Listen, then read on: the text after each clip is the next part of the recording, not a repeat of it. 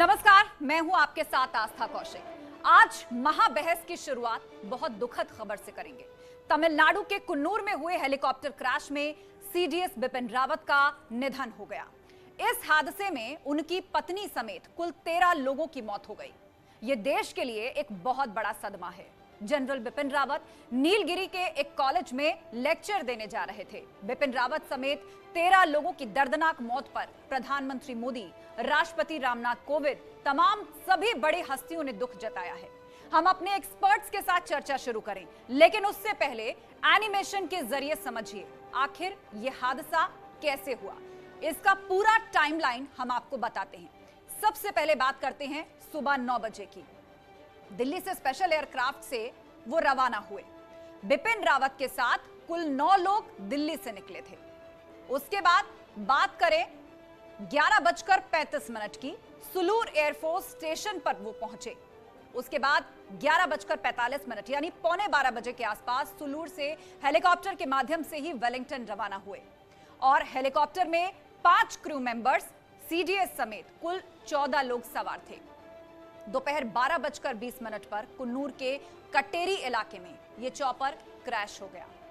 Sulur air force station से 94 kilometre की दूरी पर यह हादसा हुआ है। वेलिंगटन आर्मी कैंप से करीब 16 किलोमीटर की दूरी पर यह दुर्घटना हुई है। वेलिंगटन पहुंचने से महज 5 मिनट पहले यह चॉपर क्रैश हो गया। तो आज इसी पर चर्चा करेंगे। तमाम डिफेंस एक्सपर्ट हमारे साथ जुड़ेंगे, जिनसे हम ये समझने की कोशिश करेंगे कि आज जिस तरीके से पूरा देश सीडीएस जनरल बिपिन रावत को श्रद्धांजलि दे रहा है, उनका जीवन काल कैसा रहा और क्या तकनीकी वजह हो सकती है। हालांकि जांच इस पर बैठाई गई है, जिसकी अंतिम रिपोर्ट के बाद ही साफ होगा कि यह हादसा क्यों पेश आया, किस तरह पेश आया। लेकिन उससे पहले आपको बता दें कि जिस तरीके से यह हादसा हुआ, यानी सुबह 9 बजे दिल्ली से रवाना हुए सीडीएस जनरल बिपिन रावत और 12:20 पर उनका चॉपर क्रैश हो जाता है। करीब 3 बजे वेलिंगटन के डिफेंस कॉलेज में उनको लेक्चर देना था। अपनी पत्नी समेत वो रवाना हुए थे। कुल मिलाकर चॉपर में 14 क्रू मेंबर थे, जिनमें से 13 की मौत हो चुकी है, उसकी पुष्टि की जा चुकी है और एक अभी अस्पताल में भर्ती हैं। हालत गंभीर है और पूरा देश यही दुआ कर रहा है कि कम से कम उनका जीवन बच जाए। कल जनरल बिपिन रावत का अंतिम संस्कार होना है। पूरा देश उनको याद कर रहा है, उन्हें श्रद्धांजलि दे रहा है और साथ ही उनकी उपलब्धियों को भी याद किया जा रहा है। तमिलनाडु में हेलीकॉप्टर हादसे में सिर्फ ग्रुप कैप्टन वरुण सिंह ही फिलहाल बच पाए हैं। गंभीर हालत में हैं, अस्पताल में उनका इलाज जारी है। ग्रुप कैप्टन वरुण सिंह को इस साल स्वतंत्रता दिवस के मौके पर शौर्य चक्र से सम्मानित किया जा चुका है। उन्हें यह सम्मान 2020 में एक हवाई इमरजेंसी के दौरान अपने एलसीए तेजस लड़ाकू विमान को बचाने के लिए मिला था और इस वक्त ग्रुप कैप्टन वरुण सिंह अस्पताल में जिंदगी की जंग लड़ रहे हैं। पूरा देश उनके लिए दुआएं कर रहा है। हाल ही में उन्हें शौर्य चक्र से सम्मानित किया जा चुका है। 2020 में एक हवाई आपातकाल के दौरान अपने एलसीए तेजस लड़ाकू विमान को बचाने के लिए उनको यह सम्मान दिया गया था। स्वतंत्रता दिवस के मौके पर शौर्य चक्र से उन्हें सम्मानित किया जा चुका है और वो भी उन्हीं 14 क्रू मेंबर में शामिल थे जो कि इस एमआई हेलीकॉप्टर में सवार थे, जो आज क्रैश हुआ है। इस हेलीकॉप्टर हादसे पे प्रधानमंत्री मोदी ने दुख जताया है। सीडीएस रावत एक सच्चे देशभक्त थे, प्रधानमंत्री मोदी ने यह बात कही है। इसके अलावा यूपी के मुख्यमंत्री योगी आदित्यनाथ ने भी ट्वीट करके दुख जताया है।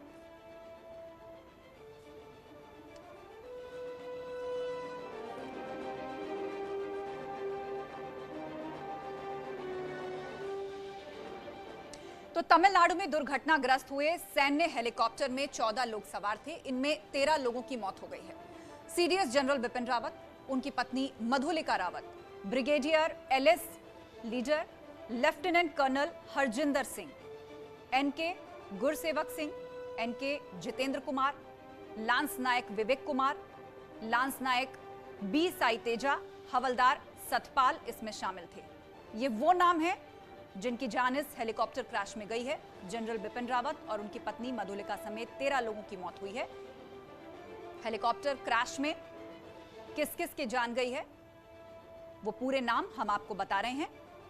बचे हैं तो सिर्फ कैप्टन वरुण सिंह, जो अस्पताल में जिंदगी की जंग लड़ रहे हैं।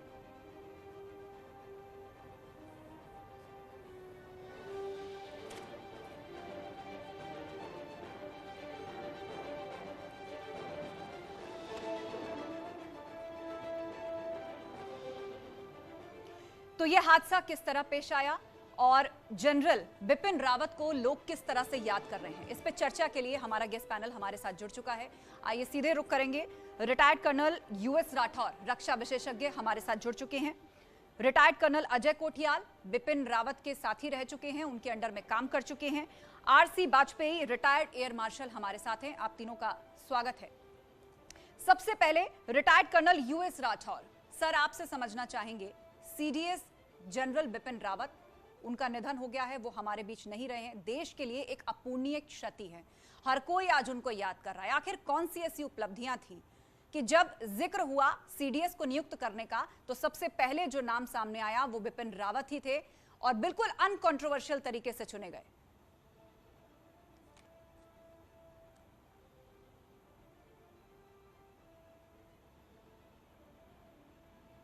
हेलो जी सर, आप सुन पा रहे हैं हमें?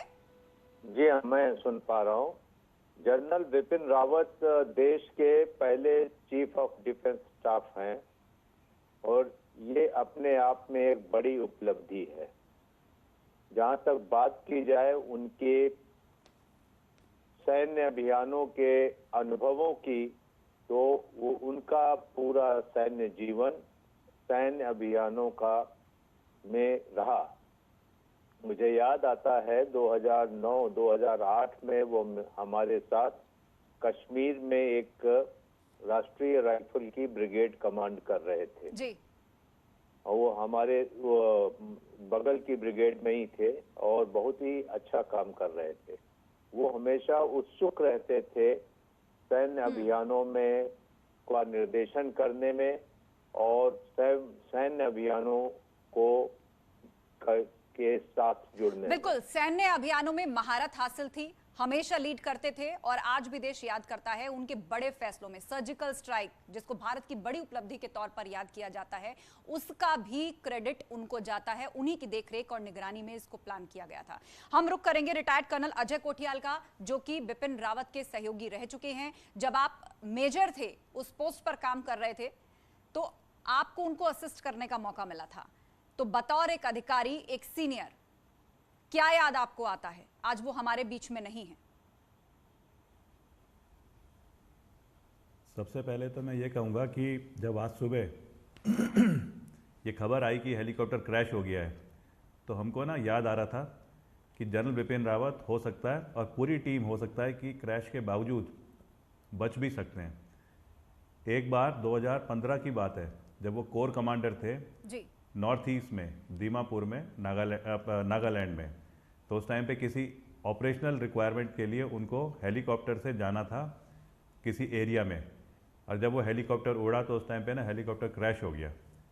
उस टाइम पे भी जनरल बिपिन रावत, थोड़ी मोटी चोट लगी लेकिन ठीक ठाक आ गए। तो आज ना वही दिन याद कर रहे थे कि हो सकता है कि शायद सर, इतना बड़ा एक एयर क्रैश तो हुआ है, लेकिन कई बार बोलते हैं ना मिरेकल, वो उम्मीदें, वो भी कई बार चीज़ों को ठीक करती हैं।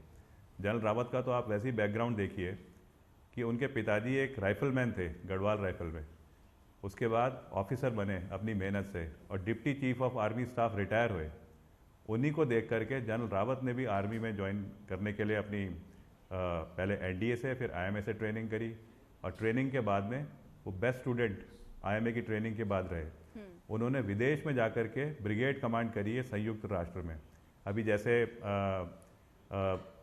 अभी कर्नल सर जो बोल रहे थे, बारामुल्ला में जहाँ पे सबसे ज़्यादा आतंकवाद होता है, वहाँ पे वो एक मेजर जनरल के तौर पे उन्होंने डिवीज़न कमांड करी है। नॉर्थ ईस्ट, असम, नागालैंड, जहाँ पे सबसे ज़्यादा आतंकवादियों का, जहाँ पे मिलिटेंसी है, जहाँ पे चीन का बॉर्डर है, वहाँ पे वो कोर कमांडर रहे, फिर आर्मी कमांडर रहे कलकत्ता में। और जनरली आर्मी चीफ का जो टेन्योर होता है 2 साल का होता है उम्र की हिसाब से, और जब वो बनते हैं, ये कम उम्र में चीफ बने और 3 साल आर्मी चीफ रहे, और उसके बाद पहले सीडीएस बने। सीडीएस बनने के बाद मतलब जो ओपन इंफॉर्मेशन जैसे अगर मैं दूं, आज आर्मी के, नेवी के, एयरफोर्स के आपस में रिलेशन बढ़ गए हैं। डिफेंस पोटेंशियल हमारा बढ़ गया है, हमारे यहाँ जो ट्रेनिंग के जो कॉन्सेप्ट है वो इम्प्रूव हो गए। मेरा जो उनसे रिलेशन है जनरल रावत से, मैं तो इस तरीके से याद दिलाऊंगा कि एक बार जब मैं दिल्ली में अपनी पलटन कमांड कर रहा था 4 गढ़वाल राइफल्स, तब ये ब्रिगेडियर थे, तो ये देखते थे कि दिल्ली में उत्तराखंड के अच्छे ओहदों पे बहुत सारे लोग हैं, जिनमें अजीत डोभाल जी भी होते थे, रिटायर्ड थे उस टाइम पे, एनएसए नहीं थे, अनिल धस्माना जी थे रॉ के, ये सब बाद में चीफ बने, राजेंद्र सिंह जी थे डीआईजी। तो इन्होंने मेरे को बोला कि तू ऐसा कर, एक उत्तराखंड पार्टी, मतलब एक लंच, एक दिन का खाना साल में एक बार वो ऑर्गेनाइज कर, और वहाँ पे सबको बुला, और सब आपस में जब मिलने शुरू होंगे तो सबकी ना सोच आपस में जुड़ेगी और उत्तराखंड की तरफ कैसे और ज्यादा सोच पाएंगे। बिल्कुल। आज ये पार्टी कॉमन फेमस हो गई है तो उत्तराखंड। अजय कोठियाल जी, आप बता रहे हैं कि ना सिर्फ उनको एक बतौर योद्धा के तौर पर जाना जाता है, बल्कि एक जिंदा दिल व्यक्तित्व, और साथ ही जो विजन उनका था उस स्टेट के लिए जहां से वो बिलोंग करते हैं, उत्तराखंड के लिए, विस्तार से चर्चा करेंगे। यादें बहुत सारी हैं, बातें बहुत सारी हैं। हमारे साथ आरसी वाजपेयी जी भी जुड़े हुए हैं, रिटायर्ड एयर मार्शल हैं। सर, आपसे समझना चाहेंगे कि एयरफोर्स का हेलीकॉप्टर क्रैश हुआ है और इस पर जांच बिठाई गई है। अंतिम रिपोर्ट के बाद ही पता चलेगा कि दरअसल हुआ क्या था, लेकिन अभी बहुत सारी थ्योरीज घूम रही हैं, बहुत सारे कयास इर्द गिर्द हैं। कोई कह रहा है कि मौसम खराब था, विजिबिलिटी कम थी, कोई ओवरलोडिंग को वजह बता रहा है, लोग लापरवाही के भी सवाल उठा रहे हैं। क्या लगता है आपको? आप बिल्कुल सही कह रही हैं, संभावनाएं बहुत हैं, लोग तरह तरह की अटकलबाजियां लगाते हैं, पर कुछ खास बातें बताना चाहूँगा आपको कि जहाज़ पूरी तरह से ठीक था, उसमें कोई ख़राबी नहीं थी, उड़ने के पहले उसकी सारी चेकिंग हुई थी, और कोई भी वीआईपी इस एयरक्राफ्ट इस तरह का होता है उसकी बराबर डबल जांच होती है। और वीआईपी जब चलते हैं तो उनके साथ में जो क्रू होता है वो भी मास्टर ग्रीन होता है, वो क्लियर होता है हर तरह के मौसम में, हर तरह की एयरफील्ड पर लैंड करने के लिए। तो इस प्रकार से दोनों ही मशीन और उसके साथ में जो पायलट हैं वो सक्षम थे। अब सवाल रहा ओवरलोड का, तो ओवरलोड की संभावना बिल्कुल नहीं के बराबर है, क्योंकि इतने लोगों को इतना लोड ले करके जहाज़ ऊपर उड़ता है। दूसरा, और बहुत जो संभावनाएं व्यक्त की जा रही हैं कि क्या मौसम ख़राब था तो जहाज़ को कोई एयर पॉकेट लगा, इस वजह से नीचे आ गया, या कोई ये भी संभावना व्यक्त कर रहे हैं कि शायद कोई सैबोटाज हो। तीसरा ये भी है कि विजिबिलिटी कम होने की वजह से वो देख न पाया हो आगे। और जैसा कि एक ने बताया किसी ने भी कि उसमें आग लग चुकी थी पहले लैंड करने के पहले, तो अगर वो सत्य है तो शायद कोई टेक्निकल फॉल्ट भी हो सकता है जी। तो इस तरह की संभावनाएं बहुत हैं, मगर जब तक कोर्ट ऑफ इंक्वायरी की रिपोर्ट नहीं आएगी, पूरे इन्वेस्टिगेशन नहीं होंगे। बिल्कुल, और उसी अंतिम रिपोर्ट का सबको इंतजार है, क्योंकि हर कोई जानना चाहता है कि इतना बड़ा हादसा हुआ, आखिर उसकी वजह क्या थी। ये वो हेलीकॉप्टर है जो पूरे विश्व में तमाम कार्गो विमान की श्रेणी में बहुत अव्वल माना जाता है। तो ऐसी क्या वजह रही? वीवीआईपीज, यहां तक कि प्रधानमंत्री जिस हेलीकॉप्टर का उपयोग जाने आने में कर चुके हैं, राष्ट्रपति कर चुके हैं, तो आखिर क्या वजह रही? और इस वक्त सीधा हमारे साथ जुड़ चुके हैं हमारे सहयोगी अनुपम भारद्वाज, उत्तराखंड में है, उसी गांव में है जो कि सीडीएस जनरल बिपिन रावत का गांव है, जिसमें इस खबर के सामने आने के बाद मातम पसरा हुआ है, एक अजीब सा सन्नाटा है। किस तरह याद कर रहे हैं अनुपम बिपिन रावत को लोग वहां पर? देखिए, इस समय हम उनके जो पैतृक गांव हैं बिरमोरी खाल, और खासतौर पे जो सैण गांव है उनका पैतृक गांव है, खास लगाव उनका विपिन रावत का हमेशा रहा है। जनरल रहते हुए 2018 में वो यहाँ पे आए थे, एक पूजा में शामिल भी हुए थे, और पास में ही सैण गांव में ही उन्होंने एक जमीन भी देखी थी, उनकी जो पैतृक भूमि है वो देखी थी, और उन्होंने प्लानिंग करी थी कि जब वो रिटायरमेंट होंगे तो वो वहीं पर अपना एक घर बनाएंगे और वहीं पर वो रहेंगे, मतलब अपना जो रिटायरमेंट के आगे का जो जीवन होगा वो यहीं पर रहेंगे। और ये पूरा जो पैतृक जो मकान आप देख सकते हैं तस्वीरों में कि ये मकान है, यहीं पर उनके जो चाचा हैं, चाची हैं, उनके भाई हैं, वो यहाँ पे रहते हैं, उनका परिवार यहाँ पे रहता है, और आज भी वो उन्हीं के याद में यहाँ पे रुके हुए हैं। क्योंकि लगातार आपको ये भी बता दें कि पूरा गांव लगभग खाली हो चुका है। यहाँ पे अगर बात करें परिवार की, तो केवल 3 लोग यहाँ पे रहते हैं, जो उनके परिवार के 3 लोग हैं, सदस्य हैं, वो केवल यहाँ पे रहते हैं। और उन्होंने भी ये उम्मीद थी कि जब विपिन रावत रिटायरमेंट के बाद यहाँ पे आएंगे तो साथ में पूरा परिवार एक साथ रहेगा। उनके चाचा आज भी उस बात को याद करते हैं जब वो 2018 में यहाँ पे आए थे और उन्होंने ये बात उनसे किया था, वादा किया था एक, कि वो बाद में यहाँ पाएंगे। उनसे चाचा जी से बात कर लेते हैं। भरत सिंह रावत जो उनके चाचा हैं वो हमारे साथ इस समय हैं। आप 2018 में वो यहाँ पे आए थे जब जनरल थे, क्या कुछ बातें आप लोगों की शेयर होती थी उस समय? हाँ, बस वो उन्होंने कहा था कि मैं यहाँ एक मकान बनाऊंगा और यहाँ पर आता जाता रहूँगा। कितना दुखद क्षण है आप लोगों के लिए, क्योंकि बहुत ही दुखद क्षण है ये हमारे परिवार के लिए और पूरे देश के लिए। आपकी इस बीच कोई बातचीत हुई सीडीएस बनने के बाद? जब बातचीत होती रही होंगी आपकी? हाँ, पिछले महीने में बातचीत हुई थी इस सड़क के बाबत कि सड़क कहाँ तक, सड़क में क्या कमी रह गई, अभी कहाँ बन रहा है, उसके बाबत बात हुई थी। प्लानिंग क्या कुछ आगे की करी थी उन्होंने? उन्होंने कहा था कि यहाँ पर सड़क हो जाएगी मदनपुर टू बिरमोली खाल, और फिर यहाँ पर मकान बनाएंगे, फिर कुछ हॉस्पिटल और स्कूल खोलेंगे। तो आप कह सकते हैं कि कितना लगाव उनका अपने पैतृक गांव में था और यहीं पर उन्होंने एक प्लानिंग करी थी पूरी कि यहाँ पे उन्होंने रहना है, और किस तरीके से आगे की वो जो प्लानिंग कर रहे थे कि पूरा परिवार यहाँ रहे। और खासतौर पे एक बात वो हमेशा कहा करते थे कि पलायन गांव से नहीं होना चाहिए, और यही वजह थी कि उन्होंने अपने परिवार को यहाँ पे रखा था। उनके चाचा चाची यहाँ पे रहते थे कि वो भी यहाँ पे आएंगे, और वो हमेशा जब भी बातचीत करते थे तो वो कहते थे कि आप वहीं पे रुकिए और मैं भी यहाँ पे आके एक घर बनाऊंगा और हम सब साथ रहेंगे। बिल्कुल, वाकई उनका एक प्लान था, एक सपना था जिसको वो बहुत जल्द साकार करना चाहते थे कि एक घर बनाना है अपने पैतृक गांव में और उसके बाद वहां पर आकर रहना है। मतलब पहले तो देश सेवा का बेजोड़ जज्बा और उसके बाद अपनी ही जड़ों से उतना ही बड़ा लगाव भी। हमारे साथ रिटायर्ड कर्नल अजय कोठियाल लगातार जुड़े हुए हैं। अजय कोठियाल जी, आपसे जब बात हो रही थी तो आपने न सिर्फ उन बड़े फैसलों, उन ऑपरेशंस का जिक्र किया जिनका नाम लिया जाता है, तो अब सीडीएस जनरल बिपिन रावत का नाम भी उसके साथ अमर हो जाता है। लेकिन उत्तराखंड को लेकर भी उनका एक विजन था, अपनी जड़ों से जुड़ाव था, अपने गांव में जाकर बसना चाहते थे, कुछ करना चाहते थे।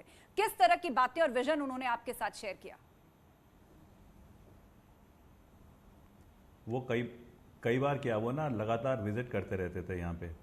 मैं तो कहूँगा अभी 2 दिन पहले वो देहरादून में थे, और यहाँ पे जहाँ पे सेलाकुई की तरफ जहाँ पे UPES यूनिवर्सिटी है, वहाँ पे वो गए थे देखने के लिए। एक घर है, उसको किस तरीके से ठीक करा जाए, उन्हीं का घर। उस टाइम पे भी हमारी उनसे बात होनी थी, हमने मिलना था उनसे, लेकिन हम ना पहाड़ों में थे। जनरल रावत क्या करते थे, वो यहाँ की जो खासियतें होती हैं उनको आइडेंटिफाई करने की कोशिश करते थे। टिहरी झील में वो गए एक प्रोग्राम अटेंड करने के लिए, तो वो देखते थे यहाँ पे ना टूरिज्म सेक्टर में किस तरीके से मैं इसको इनकरेज कर सकूं, कैसे फौज की किसी टुकड़ी को यहाँ पे भेजूं जो कि यहाँ पे ये जो वाइट वाटर राफ्टिंग, जो एडवेंचर एक्टिविटीज़ होती हैं पानी में, इस झील में कर सकें, जिससे कि लोग उत्साहित हों। वो यहाँ पे बातें करते थे। यहाँ पे जो बंदर की प्रॉब्लम है, मैं आपसे शेयर करना चाहता हूँ किस तरीके से बंदर की जो प्रॉब्लम है पहाड़ों में, जिसकी वजह से लोग परेशान हैं, यहाँ पे जो और चिंताएँ हैं उनको किस तरीके से ठीक करा जाए। एक जो मिठाई होती है यहाँ पे, उसे बोलते हैं अरसा। उनके घर में जाओ तो हमेशा ना फ्रेश अरसे पड़े रहते थे, और वो वहाँ घर में नहीं बनाते थे अपने दिल्ली में, उत्तराखंड से कहीं ना कहीं से मंगा करके, और लोगों को शेयर करते थे कि देखो इस अरसे में ना थोड़ा सा तिल और लगा दो तो इसका स्वाद अच्छा हो जाता है। तो इस वाले के एक विजन जो है, प्रैक्टिकल जो विजन होते हैं, उन विजन को वो लेके चलते थे। मेरे को याद है एक बार, बल्कि उन्होंने मेरे को क्या बोला था, जब मैं उत्तरकाशी में पोस्टेड था नेहरू पर्वतारोहण संस्था में, कहते हैं अजय कोठियाल, तेरे को मेरा एक टास्क है, मेरे को एक छोटा बच्चा जो पहाड़ में भूटिया कुत्ते होते हैं अच्छा वाला, उसका बच्चा चाहिए। तो मैंने एक गाड़ी AC करके, एक वो कार और वो कुत्ते का बच्चा भेजा था दिल्ली। उसके बाद उस कुत्ते के बच्चे को उन्होंने, कोई उनके पुराने जानने वाले थे जम्मू कश्मीर में, वहाँ भेजा था। तो इस तरीके के लगाव उनके हमारे साथ, बहुत सारे लोगों के साथ थे। हमें ज़रूर ये देखना है, जनरल बिपिन रावत चले गए, मिसेज रावत चली गई, बहुत बड़ा हादसा है, पूरा परिवार चला गया और सारे लोग जो साथ में चले गए। लेकिन आज ग्रुप कैप्टन वरुण सिंह वो जिंदा है। अगर किसी तरीके से हमारी दुआएं वहाँ तक पहुँचें, ये बद्री विशाल की जो भूमि है, ये केदारनाथ की जो ज़मीन है, कालिका देवी का जो इलाका है, ये दुआएं पहुँचें सारे उत्तराखंडियों की, सारे देशवासियों की, कि कम से कम ग्रुप कैप्टन वरुण सिंह वापस आ जाए। बिल्कुल तो कोटियाल जी, और यही दुआएं इस वक्त पूरा देश कर रहा है कि ग्रुप पॉजिटिव कैप्टन होगा। वरुण सिंह जो कि जिंदगी की जंग लड़ रहे हैं वो स्वस्थ हो जाएं। और इस बीच दिल्ली का रुख करेंगे, हमारे सहयोगी शंकर भी हमारे साथ जुड़ गए हैं जो कि आज शाम से ही जनरल बिपिन रावत के घर के बाहर मौजूद है, वहां की हर एक हलचल पर नजर रख रहे हैं और इस पूरे घटनाक्रम से जुड़ा हुआ अपडेट भी हम तक पहुंचा रहे हैं। जी शंकर, क्या खबर है आपके पास? देखिए, शाम में तकरीबन 3 बजे के लगभग मैं यहाँ पे आया था जनरल बिपिन रावत के घर के ठीक बाहर। हालांकि यहाँ पर अक्सर यहाँ पे घूमना फिरना हम लोगों का रहता है और डिफेंस बीट के कॉरेस्पॉन्डेंट होने के नाते अक्सर इन गलियों में और इन घर पे यहाँ पे आना जाना होता था। लेकिन जिस तरह से ये खबर आई, और हालांकि हम लोग को दिन में भी एहसास हो गया था, क्योंकि जिस तरह से जो चाहे बात करें केंद्रीय रक्षा मंत्री की बात करें राजनाथ सिंह, उनके चेहरे का अभाव की बात करें, या जब आर्मी चीफ पहुंचे थे उस वक्त में उनके चेहरे का अभाव देख करके ही हम लोगों को पता चल गया था कि आज जो है कुछ बुरी खबर हम लोगों को मिलने वाली है। और हालांकि इस मामले की गंभीरता को देखते हुए हम लोग लगातार संपर्क में बने हुए थे और तमाम देशवासियों की जो दुआएं हैं, वो हर लोगों की जो दुआएं हैं, हम लोग उस दुआओं में हम लोग भी शामिल थे। लेकिन जिस तरह से बाकायदा देर शाम में खबर आई कि बिपिन रावत नहीं रहे, इनके साथ साथ उनकी धर्मपत्नी भी इस हादसे का शिकार हो गई, तो एक तरह से कह सकते हैं कि अब इन मामलों को देखने के बाद आज जिस तरह से प्रधानमंत्री आवास पर एक काफ़ी महत्वपूर्ण बैठक हुई, जिसमें कि राष्ट्रीय सुरक्षा सलाहकार अजीत डोभाल, राष्ट्रीय वित्त मंत्री, रक्षा मंत्री, गृह मंत्री, तमाम जो मंत्री जो है बाकायदा वहाँ पर बैठ करके चर्चा की, जिसमें कि इस मसले पर चर्चा हुई कि देश का अगला सीडीएस कौन होगा, और अगला जो सीडीएस होगा वो बिपिन रावत जैसा ही होना चाहिए, जो अपने काम को, अपने जो ऑपरेशंस को पूरा ध्यान में रखें, और इसके साथ ही जल, थल और वायु, जो ये तीनों सेनाओं के जो चीफ हैं, वो जिस तरह से बाकायदा बिपिन रावत को कोऑर्डिनेट करते थे, जिस तरह से बाकायदा बिपिन रावत खुद उन तीनों सेनाओं के अध्यक्ष से बाकायदा जिस तरह से बाकायदा कोऑर्डिनेट कर करके उस तमाम मसलों को हल करते थे, तो कुछ ऐसा ही होना चाहिए। तो एक तरह से कह सकते हैं जनरल बिपिन रावत की जो कमी है उसको पूरा करना बड़ा मुश्किल सा होगा। लेकिन अब कल की जो अगर बात करें तो कल उनका पार्थिव शव जो है यहाँ पे लाया जाएगा, पार्थिव शरीर यहाँ पे लाया जाएगा, दिल्ली लाया जाएगा, और लाने के बाद यहाँ पर जो औपचारिकताएं हैं, तमाम औपचारिकताएं अंतिम संस्कार के पहले वो की जाएगी। सबसे पहले जो पालम एयरपोर्ट है, पालम एयरपोर्ट पर लाने के बाद वहाँ पर श्रद्धांजलि दी जाएगी, जहाँ पर सेना के द्वारा वहाँ पर सबसे पहले श्रद्धांजलि दी जाएगी, और इसके साथ ही वहाँ पे तमाम जो चाहे बात करें केंद्रीय गृह मंत्री की बात करें या रक्षा मंत्री की बात करें, हो सकता है कि वो भी पालम एयरपोर्ट पे जाए, और जब उनका पार्थिव शव लाया जाएगा तो उस वक्त में पार्थिव शरीर को श्रद्धांजलि देने के लिए तमाम जो देश के बड़े नेता हैं वो जा सकते हैं। इसके साथ ही आर्मी चीफ खुद उस वक्त में मौजूद होंगे। तो कल उनका अंतिम संस्कार होगा, और तमाम बड़ी हस्तियां, चाहे वो सियासत से जुड़ी हुई हों, उनके अपने रिश्तेदार हों, या फिर एक योद्धा जो चला गया, सब कह रहे हैं अलविदा टाइगर, अंतिम विदाई देने के लिए जो वहां पर आना चाहे, उनका अंतिम संस्कार कल किया जाएगा। हमारे साथ रिटायर्ड कर्नल यूएस राठौर जी भी जुड़े हुए हैं, रक्षा विशेषज्ञ हैं। राठौर जी, आपसे समझना चाहेंगे, फिलहाल इस वक्त स्क्रीन पर हम एक ऐसा विजुअल दिखा रहे हैं जो अपने आप में बिपिन रावत जी की जिंदा दिली को प्रकट करता है। एक जूनियर के फंक्शन में वो एक अलग ही अंदाज में थिरकते हुए नजर आ रहे हैं, डांस कर रहे हैं। तो जितने बड़े योद्धा और सख्त और बड़े फैसलों के लिए वो जाने गए, निजी जीवन में भी वो उतने ही जिंदा दिल रहे।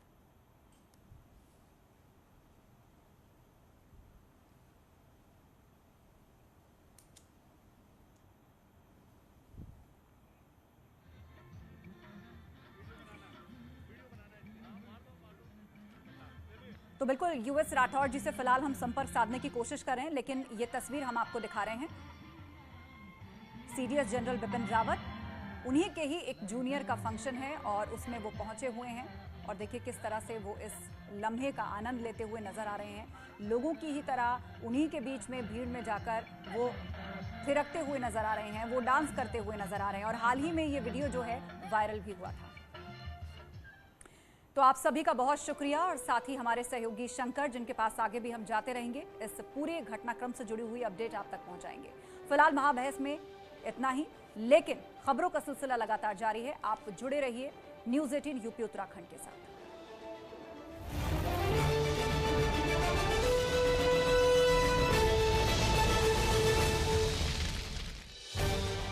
होगा देखा जाएगा।